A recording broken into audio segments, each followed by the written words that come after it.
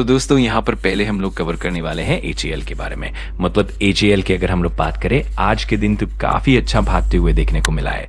आज के दिन डिफेंस कंपनियां भी काफी अच्छा भागी हैं। उसके पीछे कुछ रीजंस हैं और वो स्पेसिफिक रीजंस क्या है अब समझते हैं। असल में एचएएल ने साइन किया है एक मेगा डील जीई एरोस्पेस यानी जनरल इलेक्ट्रिक के साथ। जैसा कि आप सब जानते हैं, यही कंपनी जेट इंजन्स बनाती है। उसी से रिलेटेड एक एग्रीमेंट हुआ है 113 यूनिट्स का, जो LCA-MK1A प्रोग्राम से जुड़ा है। ये सारी चीजें देखने को मिल रही है। और जैसा कि आप सब लोगों को पता है, जो इंजन्स हमें मिलने वाले हैं वो बड़े लेवल की डील्स है। ऐसा नहीं कि आज साइन हुआ और कल बन गया। इस प्रोसेस में काफी समय लगता है। इसी वजह से एचएएल ने आज के दिन काफी अच्छा डिसेंट परफॉर्मेंस दिया है।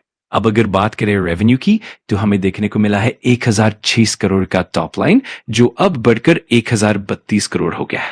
मतलब फ्लैटिश ग्रोथ है, लेकिन जून में ये था 917 करोड़। 917 से बढ़कर अब 1000 के ऊपर पहुंच गया है। तो ओवरऑल ईयरली परफॉर्मेंस थोड़ा ऊपर जाता दिख रहा है, लेकिन क्वार्टरली कंपैरिजन में हमें थोड़ी गिरावट देखने को मिली है। प्रॉफिट की बात करें तो कंपनी ने 308 करोड़ की कमाई की है। 3 महीने पहले ये था 328 करोड़।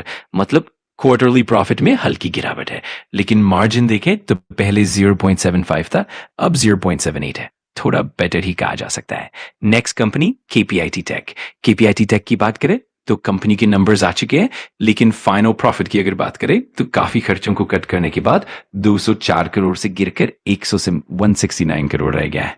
3 महीने पहले ये था 172 करोड़, वहां से भी गिरकर 169 हो गया है। मतलब ईयरली और क्वार्टरली दोनों में गिरावट साफ है। ईपीएस देखें 7.43 से घटकर 6.25 और 6.17 तक आ गया है। मतलब शॉर्ट में क्वार्टरली और ईयरली दोनों में गिरावट। अनुमान था 170-180 प्लस का, तो सब कुछ थोड़ा नेगेटिव सरप्राइज रहा। लेकिन इंटरेस्टिंग बात ये रही, मार्केट में नंबर्स आने के बाद भी स्टॉक में तेजी देखने को मिली। क्यों? क्योंकि मैनेजमेंट ने कॉन्फ्रेंस कॉल में पॉजिटिव कमेंटरी दी। उन्होंने कहा कि आने वाले क्वार्टर्स में ग्रोथ फिर से मजबूत होगी। अब देखिए, मार्केट मैनेजमेंट के बोले हुए शब्दों पर ज्यादा भरोसा रखता है। अगर कोई बार बार गलत साबित होता है तो उसकी क्रेडिबिलिटी गिर जाती है। लेकिन केपीआईटी मैनेजमेंट ने पिछले कई क्वार्टर्स में कंसिस्टेंसी रखी है, इसीलिए इन्वेस्टर्स ने उनके भरोसे पर पाएंगी। Next, trend limited.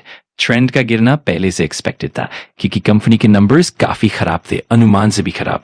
Revenue growth कमजोर रही और प्रॉफिट में भी गिरावट आई। स्टॉक 8% नीचे चला गया। प्रॉफिट में 69% की गिरावट आई, यानी लगभग 70% तक। कंपनी का ओवरऑल परफॉर्मेंस कमजोर रहा, इसीलिए शेयर प्राइस करीब 9% तक गिर गया।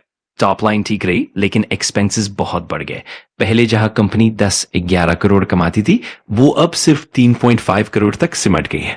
मतलब 60-70% तक प्रॉफिट लुढ़क गया और शेयर प्राइस भी उसी हिसाब से पिट गया। इसीलिए सिर्फ इनकम इंपॉर्टेंट नहीं होती, कंपनी कितना रिटेन करती है वो भी उतना ही जरूरी है। अब बात करें मायोजेन केमिकल्स की। कमाई बहुत अच्छी रही, लेकिन प्रॉफिटेबिलिटी पर असर पड़ा हाई लेवल एक्सपेंसेस के कारण। अब आते हैं आज के दिन की सबसे डिस्कस्ड बात पर, लेंसकार्ट आईपीओ लिस्टिंग। आज हर किसी का फोकस इसी पर था। देखिए, लिस्टिंग में कोई खास जोश नहीं दिखा। जीएमपी ने पहले ही अंदाजा दे दिया था कि लिस्टिंग फ्लैट से नीचे रह सकती है, और हुआ भी वही। लिस्टिंग प्राइस पर शेयर करीब 9.8% यानी लगभग 2% डिस्काउंट पर खुदा।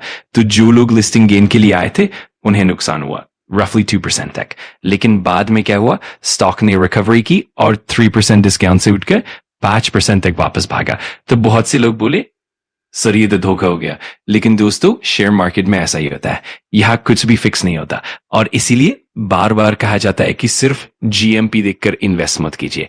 अब आगे बढ़ते हैं बजाज फाइनेंस की तरफ। रेवेन्यू 18% बढ़ा है और नेट प्रॉफिट 22% बढ़कर 4,875 करोड़ पर पहुंचा है। लेकिन मार्केट का अनुमान था करीब 4,900-5,000 करोड़। एक्चुअल थोड़ा नीचे रहा, 4,875। क्वार्टरली देखें तो ग्रोथ बनी हुई है। 3 महीने पहले 4,699 था, अब 4,875। ईयरली भी अच्छा जंप है, 3,999 से बढ़कर 4,800 प्लस तक पहुंचा। ईपीएस भी बढ़ा है 6.47 से 6.75 तक। लेकिन अब आती है सबसे क्रिटिकल बात, एनपीएस। फाइनेंस कंपनीज में एनपीए बहुत महत्वपूर्ण होते हैं। ग्रोस एनपीए पिछले बार था 1.06% और इस बार बढ़कर 1.24% हो गया है, यानी एनपीए बढ़ा है और ये अच्छी बात नहीं है। नेट एनपीए भी बढ़ा है, इसीलिए ये थोड़ा नेगेटिव पॉइंट है। हालांकि बजाज फाइनेंस इतनी बड़ी कंपनी है कि इससे तुरंत कोई बड़ा फर्क नहीं पड़ेगा, लेकिन प्रेशर दिख सकता है।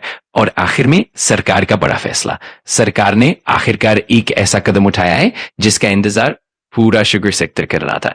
सरकार ने 1.5 मिलियन टन तक शुगर एक्सपोर्ट की परमिशन दे दी है, मतलब एक्सपोर्ट रिस्ट्रिक्शन हटा दिए गए हैं।